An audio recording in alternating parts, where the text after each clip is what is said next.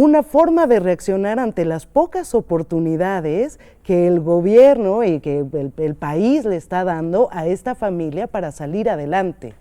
A mí me parece que sí, uno podría decir, bueno, yo no tengo recursos, pero no voy a dejar que mi hijo deje de ir a la escuela, aunque sea venderé chicles. A veces no es posible. Y vivimos en un país en el que definitivamente con más de la mitad de la población en situación de pobreza y extrema pobreza, no nos podemos dar el lujo de solo reducirlo a una práctica cultural. Sí, hay una situación de explotación, pero el trabajo infantil muchas veces tiende a confundirse con la criminalización de la pobreza y ahí hay una situación bastante grave. Perdón, adelante. Perdón. Y que además de que tenemos normalizado justamente lo que comenta Fernanda, las situaciones extremas de pobreza las tenemos normalizadas. De la misma forma tenemos normalizado violaciones a derechos humanos de niños, niñas, mujeres y hombres, porque, por ejemplo, se nos hace muy normal ver que el hijo de la persona que trabaja en nuestra casa o la hija está trabajando a la par de la mamá. Pues sí, lo que pasa es que la mamá, ¿dónde va a dejar a su hijo o hija? Ajá, pero la pregunta de reflexión ahí es, ¿y por qué permites que el hijo o hija de otra persona esté realizando el trabajo a la par de un adulto o adulta? Y lo permitimos, lo toleramos y lo vemos como, bueno, lo que pasa es que es lo normal. Como normal. Sí, entiendo que que el país, que un fenómeno de pobreza se refiere a falta de oportunidades, no solo del gobierno, sino que como sociedad o como economía construimos, ¿no? Pero hay otros eventos como por ejemplo la explotación laboral que se da, digamos, en empresas o que se da en hogares o que se da, que a lo mejor transita más allá de la manera que culturalmente entendemos el rol de los integrantes de la familia en un evento, ¿no? ¿Qué sucede, por ejemplo, cuando hemos visto no solo indígenas, sino mujeres y hombres, ¿no?, que están en una maquiladora siendo explotados laboralmente? ¿Cómo poder, digamos, mitigar esas condiciones o cómo prevenir esos entornos que dan lugar a este otro evento de explotación laboral, por ejemplo, ¿no? A veces somos los clientes, ¿no? O sea, a veces, yo creo que informando, porque a veces compramos un zapato y estamos siendo parte de que hay ese problema, porque estamos comprando un zapato donde detrás de esa empresa hay esclavitud. O sea, a veces en muchas acciones que hacemos estamos siendo parte del problema y no de la solución, aunque no nos demos cuenta. Sí, ciertamente también ocurren esas cosas, doctora. Yo diferiría un poquito del ejemplo del trabajo doméstico, porque ni la señora está engañada, ni el hijo que trabaja con ella en su casa está engañado. ¿Sí me explico? O sea, hay una diferencia sutil. Ellos están contratados en un empleo, supongo yo, voluntario, donde no tiene dónde dejar a su niño, lo lleva, le ayuda en el trabajo doméstico, pero no está en condición de víctima de trata, ¿sí? Porque tiene que haber el engaño, ¿sí?, el sometimiento, toda una serie de elementos que señalé hace unos minutos. Entonces, estoy de acuerdo en que tiene condición vulnerable ese niño y esa empleada doméstica, pero no puedo considerar que sean víctimas de trata. Muy bien, bueno, a lo mejor ahí lo que falta, digamos, lo que están es que esté contra su voluntad, ¿no? Para que dé ese punto formalmente. No, pero yo difiero, perdón, pero es que en el protocolo se habla claramente que el abuso de una situación de vulnerabilidad es uno de los medios que utiliza el tratante para enganchar a una víctima. Es decir, no tiene que haber, no podemos asociar a la trata de personas únicamente a la esclavitud, a las cadenas, a tener a la gente privada de la libertad. Las personas, hay muchos casos de trabajo de enganche donde las propias señoras, propias mujeres que tienen una casa, que tienen una condición económica, van por las niñas a Oaxaca, se las llevan a sus casas y entonces las tienen ahí como parte de la familia, ¿no? Cuando realmente las tienen en situación de esclavitud. Entonces,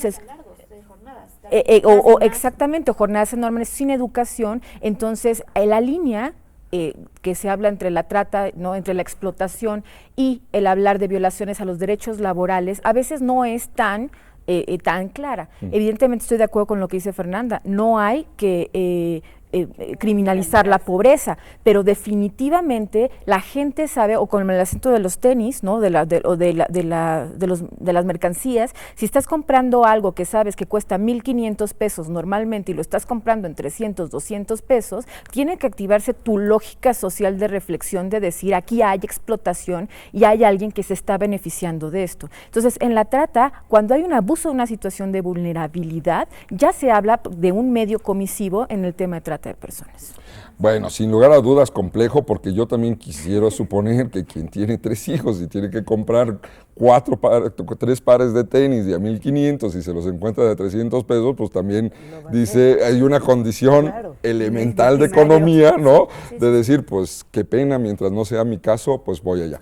Déjenme ir a una llamada, tengo una llamada con la psicoterapeuta Norma Elena Negrete Aguayo. Ella es presidenta de Espacios de Desarrollo Integral, Asociación Civil, EDIAC. Norma Elena, ¿cómo estás? Bienvenida al programa. Muy bien, Mauricio, muchas gracias. Saludos a todos en el auditorio y también a tu público en general. Oye, me da muchísimo gusto que te conectes con nosotros al programa. Platícame qué es EDIAC y cómo está este modelo de trabajo que ustedes tienen en la prevención de trata de niñas, niños y adolescentes en el contexto comunitario. Sí, mira, EDIAC es una asociación civil sin fines de lucro. Estamos cumpliendo 22 años de trabajo cotidiano directamente en las comunidades. Nosotros trabajamos en una de las comunidades como más representativas de esta problemática de la trata y la explotación sexual, no solo de mujeres adultas, sino de niñas y adolescentes, en plena vía pública y en cualquier horario. Es decir, encontramos el acceso a estas víctimas sin ningún esfuerzo en tener que hacer actividades más allá de lo que están en la vía pública.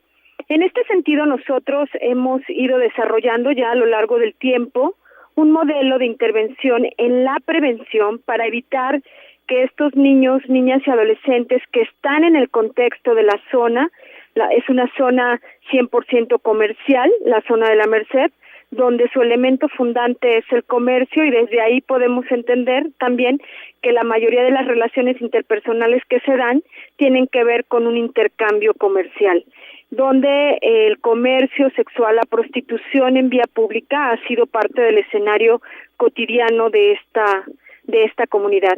Así que nos parece de lo más relevante poder blindar a los propios niños, niñas y adolescentes para que vayan generando estrategias de reflexión ante situaciones de riesgo, poderlos ir blindando en cuanto a habilidades y capacidades para frenar a tiempo en aquellas situaciones que pueden ser sin duda atractivas, ya sean laborales o en términos sexuales, y que pueden ser atractivas y que de repente ya se ven inmersos en toda esta dinámica de la trata y la explotación sexual. Trabajamos de la mano con las familias, trabajamos de la mano con los líderes de algunas fracciones del comercio, sobre todo del comercio establecido, y trabajamos también con algunos líderes reconocidos dentro de la comunidad que pueden estar vinculados, por ejemplo, a la iglesia o cualquier otra actividad que se reconoce dentro de la comunidad. Este modelo es un modelo integral que abarca varias áreas, desde las cuestiones que tienen que ver con el ejercicio de los derechos por los propios niños. No basta con que ellos reconozcan la existencia de sus derechos, sino que también tengan las herramientas para poderlos hacer exigibles y ejercerlos plenamente. Y en ese sentido, por ejemplo, en el ámbito, solo pondré un ejemplo, pero en el ámbito educativo, lo que nosotros buscamos es fortalecer esas capacidades, por ejemplo, a través de la creación literaria, a través de que ellos puedan ir también generando escenarios de organización que les permitan, a través de este tipo de instrumentos, poner en cuestión y en reflexión las situaciones cotidianas en las que se encuentran y poder desde ahí tomar decisiones más asertivas. Nuestros niños, nuestras niñas y los adolescentes de esta organización han trabajado intensamente en cuestiones de liderazgo y protagonismo, han creado ya algunas herramientas lúdicas, pedagógicas, con un lenguaje sencillo, para trabajar con otros jóvenes, con otros niños, con otros adolescentes en comunidades de riesgo.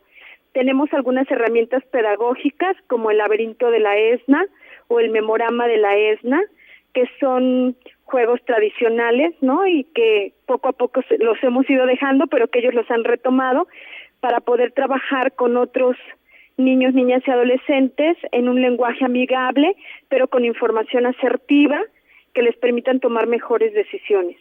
Es en términos como muy generales, porque son varias áreas las que abarcamos, desde la cuestión misma de recuperación de la cultura y de la cultura de sus lugares de origen. Mucha de la gente que está laborando en este contexto de la zona de la Merced vienen de otros estados de la República Mexicana, justamente en búsqueda de poder mejorar sus condiciones de vida, y aquí se encuentran pues con toda esta cuestión también de un choque cultural importante frente a una comunidad que también tiene sus propios valores y sus propias costumbres. Así que trabajamos también por la parte de la recuperación cultural y de la organización desde este tipo de cuestiones culturales y artísticas, para que vayan generando también herramientas de organización frente a los adultos y con colaboración de los adultos. Muy bien, Norma Elena, pues muchísimas gracias. La verdad es que muy interesante el trabajo que realiza EDIAC. ¿Están exclusivamente en la zona de la Merced? Como EDIAC sí, pero también somos coordinadores de una red a nivel internacional, ECPAT. Nosotros estamos en el capítulo México y trabajamos desde otra línea, también en la prevención, pero más en la generación de conocimiento. Trabajamos en materia de investigación a nivel nacional. Ahora mismo estamos siendo apoyados por el INDESOL en una investigación a nivel nacional sobre la explotación sexual comercial de niños, niñas y adolescentes vinculada a las nuevas tecnologías de la información y comunicación.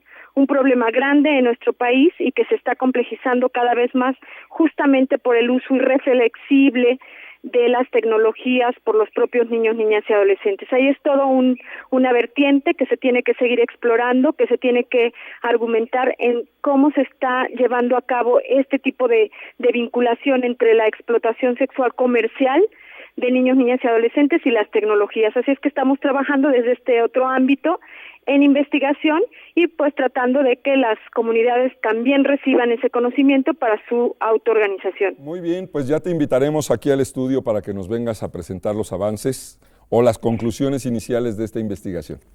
Con muchísimo gusto, Mauricio. Muchas gracias. Te mando un abrazo, Norma Elena. Gracias por conectarte con nosotros. Igualmente, hasta luego. Muy bien, pues muchísimas gracias. Ahí está la participación de Norma Elena Negrete Aguayo, presidenta de EDIAC. Y bueno, pues aprovecho este pequeño paréntesis para mandar saludos a algunas de las teleaulas que ya están conectadas desde el inicio con nosotros. Mineral de la Reforma en el estado de Hidalgo, nuestra teleaula 271 en Guadalajara, Jalisco, nuestra teleaula 914 en Netzahualcóyotl en el estado de México, nuestra teleaula 640 en Aguacatlán, Nayarit, nuestra teleaula 593, y le damos la más cordial de las bienvenidas a nuestra nueva teleaula 917 en Perote, Veracruz. Muchísimas gracias por estar en sintonía con nosotros. A ver, Abel Zenén Rojas, déjenme ir a algunas preguntas del auditorio. Abel Zenén Rojas, en el Distrito Federal, nos dice, en el caso de menores de edad que son utilizados por un tercero para realizar actividades delictivas o a cambio de dinero, hoy en la mañana los medios de comunicación nos mostraron una imagen desgarradora de un sicario de 14 años en la ciudad de Tijuana, ¿no? ¿En dónde se puede denunciar y qué programas existen para prevenir este tipo de explotación? Nada más una, contesta. Por favor, perdón. Generalmente quien lleva ese tema de delincuencia organizada y trata es la CEIDO, la Unidad para Tráfico de Menores, Trata de Personas y Órganos. Muy bien. A mí me parece que ese es el mecanismo idóneo para canalizar este tipo de situaciones, que efectivamente se da la captación de adolescentes, de niños y adolescentes para actividades criminales. Es otra vertiente o otra modalidad de trata de personas. Muy bien, aprovechando que estamos en el tema de niños, Federico de Jesús Torres, en Guadalupe, Zacatecas, nos dice cómo poder evitar la trata de personas por medio de las redes sociales, sabiendo que hoy los niños y jóvenes necesitan del Internet para hacer tareas. ¿El gobierno tiene algún mecanismo para prevenir esto? Nosotros estamos por lanzar los 12 puntos de seguridad para las familias, que es algo que queremos trabajar muy a nivel interno, pero que tiene que ver con el trabajo de la familia, es decir, tiene que ver con el asunto de cómo los adultos se involucran con sus hijos para hablarles la realidad. A veces a la gente le da miedo hablar de esto, los espantan, este asunto de no te acerques a los extraños, ¿no? Ya lo hemos visto, hay varios experimentos que se han hecho en YouTube para asegurar, ¿no? Donde los padres dicen, no, mi hijo jamás se acercaría a un extraño y sí se acercan. Entonces, esto solamente son temas que se tienen que tratar a profundidad en las escuelas y en las familias, dando claramente cuáles son los recursos, cuáles son, decir, si vas a salir, si no me quieres avisar a mí al menos avísale, ¿no?, a alguien de tu confianza, tips muy concretos que se pueden utilizar, porque pues las redes son totalmente abiertas, los chicos creen que no hay problema, que a ellos no les va a pasar, y entonces es muy importante la comunicación, ahí sí creo que no hay de otra, o sea, ahí sí el gobierno no tiene más que apoyar acciones, pero esto tiene que ver en las familias y en las escuelas. Y en el tema de la trata, como en todo, como en muchas, ¿verdad? Pues el tema es justamente esto, la comunicación, ¿no? Es decir, la capacidad que uno tiene de poderse acercar y decir, a ver, hijo, ¿qué estás haciendo? Y que genere uno en el otro la confianza como para decirte, mira, estoy en esto, en aquello, en el otro, ¿no? No es un tema sencillo de lograr en comunidades donde a veces, o en sociedades donde a veces los padres andamos más preocupados por el trabajo, ¿no?, que por lo que ven nuestros hijos. Déjenme ver, porque tengo algunas preguntas de nuestro público que hoy nos acompaña. Quiero reiterar la bienvenida a la comunidad estudiantil del Instituto Tecnológico de Estudios Superiores de Pátzcuaro. Creo que tenemos una pregunta por ahí. A ver, nuestros jóvenes que están hoy aquí en el trasforo del estudio, creo que ya teníamos algunas preguntas. Por favor, danos tu nombre, por favor, y tu pregunta. Hola, ¿qué tal? Soy Alma Alvarado, soy docente del Tecnológico. Y estoy de acuerdo en que tenemos que participar los distintos sectores sociales en la trata de este problema. Creo que aún hay desvinculación. Mi pregunta sería cómo, como institución pública de educación superior, podemos vincularnos con ustedes para hacer uso de sus campañas y difundirlas, porque nosotros nos dedicamos a hacer intervención social con grupos vulnerables. Muy bien, pues ahí está una pregunta de una universidad, ¿no?, que dice, yo tengo potenciales víctimas, ¿no?, que están en mi comunidad, ¿cómo me acerco? Bienvenida a la pregunta. Pues mira, nosotros en Agape, de hecho hace un par de años, y Yuri tuvo la oportunidad de acompañarnos justamente en las universidades, hemos impartido cursos de capacitación de todo nivel, es decir, desde el nivel secundaria, prepa y universidades. ¿Por qué? Porque como dice Mauricio, la gente cree que no le va a pasar y que estamos muy conectados y demás, pero creo que lo que mencionaban hace un momento es muy importante que nos levanten la mano. Aquí estamos y con muchísimo gusto, en coordinación con todas las ONGs que estamos aquí presentes, la campaña que acaba de lanzar la CNDH también, la comunicación que exista y que nos digan, necesito una capacitación, nos podemos vincularnos, asistirlos justamente en eso, e inclusive detectar algunos posibles casos que a veces se quedan solamente en la colaboración, en la comunicación entre los chavos. En las redes sociales también empezamos a ver este tema, lo que mencioné hace un momento, el grooming, que conozco al tío del primo y mi primito resulta ser que conoció a alguien, y de ahí ahorita está muy de moda aplicaciones justamente para contactar y vincular también citas, que hay que tener muchísimo cuidado, que desafortunadamente desconocemos, y yo creo que justamente la prevención es lo que nos va a ayudar para poder erradicar este gran tema que es la trata de personas. Y en el tema de redes sociales, no solo los jóvenes, sino cualquier persona, ¿verdad? Siempre está presumiendo cuántos followers, cuántos seguidores, cuántos amigos tiene, ¿no? En el Facebook o en el Twitter, ¿no? Yo ya tengo los 5,000 que me permite el Facebook, ¿no? Entonces queda todo dar. Pero no sabes quién de los 5,000 es potencial enganchador, ¿no, Fernanda?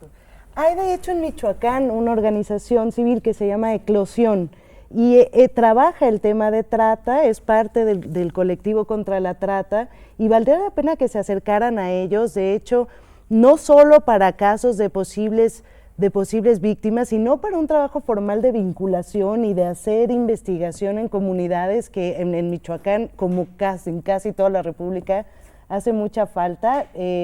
Quizá escribiendo directamente al colectivo o buscando la página de Eclosión podrían hacer el vínculo. Bien, por favor.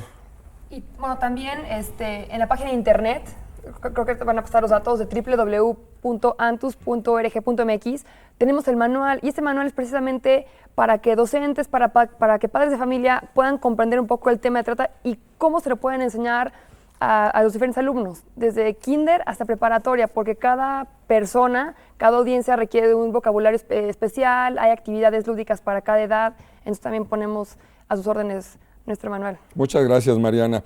Quiero agradecerle a Roberto Fernández, él está en la Teleaula de Tasqueña, donde mandamos un cordial saludo. Dice, te pregunta Iris si les pueden dar capacitación, ellos están en Tláhuac, te paso los datos para que te puedas comunicar con ellos. Y Rosa María Flores García te manda una felicitación que también pongo en tus manos de Tizayuca Hidalgo para que tú puedas comunicarte con ellos. Dice Francisco Javier Morales, es para María Yuriria, pero es Francisco Javier Morales en Mérida, Yucatán. Dice, ¿qué tipo de derechos humanos se violentan en los casos de los vientres de alquiler? Hoy también tuvimos un dato ahí bastante impactante en los medios de comunicación. Esta actividad está considerada como trata de personas. Es pregunta cuando se deja en el abandono a la mujer que presta su vientre. Adelante, Yuri. Interesantísimo.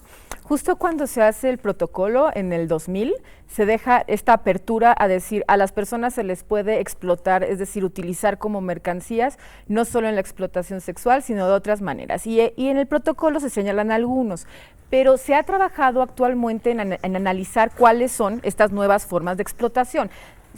Si juntamos, es decir, si ubicamos que hubo un enganche, si hubo una captación, si hubo un traslado, una entrega, se utilizaron determinados medios para explotar a la persona en este sentido, hay trata. Ahora, la legislación en este momento está perfeccionándose para llegar a ese nivel, ¿sí? Porque puede confundirse con otras formas, es decir, no solo hay que ver la explotación como tal, la trata es la parte previa a la explotación, la trata tiene que ver con la captación, con el transporte, traslado para explotar a una persona. Entonces, es un tema muy interesante porque qué derechos, todos los derechos, es decir, el derecho simplemente a la libertad, al libre desarrollo de la personalidad, a la integridad física, psicológica, pero también está el asunto del bebé, o sea, no solamente estás hablando de la mujer, sino estás hablando del niño que puede llegar a nacer. Entonces, esto es una de las formas que se están actualizando o sea, que se están verificando como trata, como el que habían mencionado hace un momento, que es el de personas menores de edad, para la comisión de delitos y de crímenes, ¿no? Muy bien, gracias a Óscar Pérez en Boca del Río, él es el facilitador de la Teleaula de Boca del Río en Veracruz. Ellos nos responden a la pregunta detonante, dice, sucede en relación, recuerden que estamos preguntando cómo puede suceder que en un Estado de Derecho alguien pueda explotar a otro, dice, sucede en relación al entorno de lo económico y político, así como en lo cultural, esto respecto al entorno que nos hace vulnerables. Perfecto, ya hemos comentado el entorno, la importancia del entorno, ¿no? Porque si tu entorno es una condición de pobreza, de vulnerabilidad, de desinformación, de desintegración familiar, tienes un grado de probabilidad mayor de ser víctima de trata, ¿no? Aunque, como también se ha reiterado en el programa, la trata no respeta condición ni de género, ni económica, ni de tipo geográfico. Muy bien. Bueno, pues nos vamos a tener que ir. Susana Portillo en Yautepec, en Morelos, nos pregunta, cada vez más conocemos de casos relacionados con la trata. ¿A dónde podemos acudir para el apoyo y búsqueda de personas desaparecidas? Pues está alerta Amber, ¿no? Alerta Amber para menores de 18. Así es. Sí. A ver, por favor. Sí. Yo no nos aclaraba que para menores de 18. Sí, para menores de 18 sería alerta Amber. Ajá. Pueden también en las delegaciones de PGR, en los estados, en la FEBIMTRA, también pueden acudir a CAPEA. Es decir, cada estado, cada estado tiene como sus áreas específicas, pero también pueden acudir en un momento a PGR para la activación de la alerta Amber en personas menores de edad. Déjenme ir rápidamente a una de mis preguntas de mi auditorio. Si tenemos alguna otra pregunta, a ver, rápidamente, porque estamos por salir del aire. Dinos tu nombre, por favor, y tu pregunta. Bueno, me llamo Alejandra Guzmán. Mi pregunta es que una vez que estamos nosotros como ingenieros en desarrollo comunitario, ¿cómo cuando identificamos ya la problemática o nos damos cuenta que alguien está siendo víctima de trata de personas o algo así, cómo lo denunciamos y a dónde tenemos que acudir? ¿Y cómo hacer para que esa persona no tenga miedo de hacer la denuncia? Muy bien, muy rápido porque nos van a bajar del satélite. Pues mira, yo lo que te diría es que te acerques justamente, que la CNDH, por ejemplo, ahorita tiene su call center. Hay otras organizaciones como aquí en el DF, el Consejo Ciudadano tiene también su alerta. En el caso del extranjero también se acaba de firmar un convenio con Polaris, que es otra organización que también, si tú sabes de alguien que está en el extranjero, pero dices cómo lo atienden, además el número de Polaris, sin después pediremos que les pasen los teléfonos, y además de todos los teléfonos que tienes de alerta Amber, lo mismo de la Procuraduría, y de ahí te empiezan a canalizar pues para que lo puedas denunciar, y ellos te pueden dar el acompañamiento, que aquí están varias organizaciones que te pueden auxiliar con todo lo que es desde la parte preventiva hasta el término de la cadena, por así mencionarlo. Bien, pues nos tenemos que ir. Muchísimas gracias por estar en sintonía. Quisiera dejar una pregunta para los 30 segundos de cada quien de conclusiones y preguntarles: ¿qué hacemos nosotros? Yo, Mauricio, como persona, yo, Mauricio, como integrante de una organización, yo, Mauricio, como parte de una sociedad activa, ¿cómo puedo contribuir a prevenir, a combatir y a erradicar la trata de personas? Yuri. Pues yo creo que lo interesante actualmente es que hay muchas opciones, hay muchas instituciones, todas muy serias, y depende de lo que te dediques puedes entrarle. Es decir, hay muchas formas, puede ser desde haciendo campañas, informándote, participando como voluntario, denunciando, no siendo copartícipe de estas acciones, hablándolo en tu familia. Creo que ese es el asunto, es decir, cada uno puede hacerlo desde desde lo que le gusta realizar. Eso es lo padre. Y como tengo 30 segundos y ya se acabaron, solamente quiero invitarlos a que vean en YouTube el video que hicimos, que puede servir de apoyo a todas las comunidades. Se llama Detrás de lo que ves, está en YouTube, Detrás de lo que ves CNDH, y ahí es un material totalmente pedagógico y didáctico que pueden utilizar también en las comunidades para identificar el tema de trata de personas. Muchísimas gracias. Fernanda, 25 segundos porque ya te quitaron. Sí, ya me quitó 5 segundos. A mí me parece que hay que hacer dos cosas. Por un lado, tres. Por un lado es informarnos, ¿no? Tratar de informarnos de la forma más objetiva posible. Por el otro lado es cuestionar. No dejemos de cuestionar y de preguntarnos no solo por qué suceden las cosas, sino en qué medida puedo aportar. Y tercero, yo creo que hay que volver a lo básico, que es volver a construir comunidad, porque quizá tú que tienes una posición un poco más privilegiada que tu vecino o que la señora enfrente, tienes así el granito de aportar sin escándalos y desde una forma objetiva y racional que hay este problema, entre muchísimos otros, que también existe. Muy bien, Leticia, 20 segundos. Yo coincido con el punto último que tocó Fernanda, que es de hecho la razón de ser con la que se constituye Realidades Sin Fronteras, porque acercándonos al otro, a la otra, es de la manera en la que podemos prevenir, en la forma en la que podemos construir. Doctora, 15 segundos. Bien, la UNAM está siendo consciente de este tipo de problemas, tiene ya una comisión encargada de hacer estudios de género y de problemáticas sobre trata de personas, y no nos queda más que a los académicos incluir dentro de la formación de nuestros alumnos el abordaje de esta problemática, como de sus causas y como las alternativas de solución. Tenemos 2,000 y tantos alumnos en trabajo social, hoy serían 2,000 y tantos líderes que pueden en un momento dado replicar el conocimiento que tengan del problema, de su conceptualización y de su posible atención. Mariana, 10 segundos. 2 segundos. Una, no digan trata de blancas. Y número 2, chequen nuestra página de internet y ahí seguro que van a encontrar cómo pueden ayudar. Iris, pues muchas gracias, ya no tenemos segundos. No es cierto, 5 segundos para ti, por favor. Igual, que se informen, que nos ayuden a ser agentes multiplicadores justamente este tema en redes sociales. Creo que cada uno tenemos nuestras páginas, y que si conocen de casos que los hagan saber y no se hagan de la vista gorda, porque la realidad está pasando y queremos salvar a más de 30 millones de personas que hoy día se estima que está pasando en el mundo. Muy bien, pues gracias a Iris de Agape, gracias a Mariana de Antus, gracias a Aida de la Escuela Nacional de Trabajo Social, gracias a Leticia de Realidades Sin Fronteras, gracias a Fernanda del colectivo de trata de personas y gracias a Yuri de la Comisión Nacional de Derechos Humanos. Bien, les recuerdo que nuestra próxima teleconferencia, titulada Comisión de Fomento a las Actividades de las Organizaciones de la Sociedad Civil y su Consejo Técnico Consultivo, es una teleconferencia especial, se va a transmitir el próximo lunes, este lunes que viene, 19 de octubre, A las 11, entre las 11 y las 13 horas, tiempo del Centro de México, por Canal 26 e Internet. La teleconferencia de hoy se repetirá el martes 20 de octubre a partir de las 13 horas, solo por Canal 26. Para ver las teleconferencias anteriores, visiten nuestro sitio en Internet y den la opción de teleconferencias anteriores en línea. Bien, a nombre de María Angélica Luna Parra, titular del Instituto Nacional de Desarrollo Social, agradezco a la Dirección General de Televisión Educativa de la SEP por facilitarnos la señal del Canal 26 de DUSAT, a la Dirección General de Televisión Universitaria de la UNAM, a TV UNAM por su apoyo en la realización de este programa, delegaciones estatales de la Secretaría de Desarrollo Social, coordinadoras, coordinadores, facilitadores de teleaulas y centros digitales de capacitación para el desarrollo. Gracias a todos, buenas tardes, buen provecho.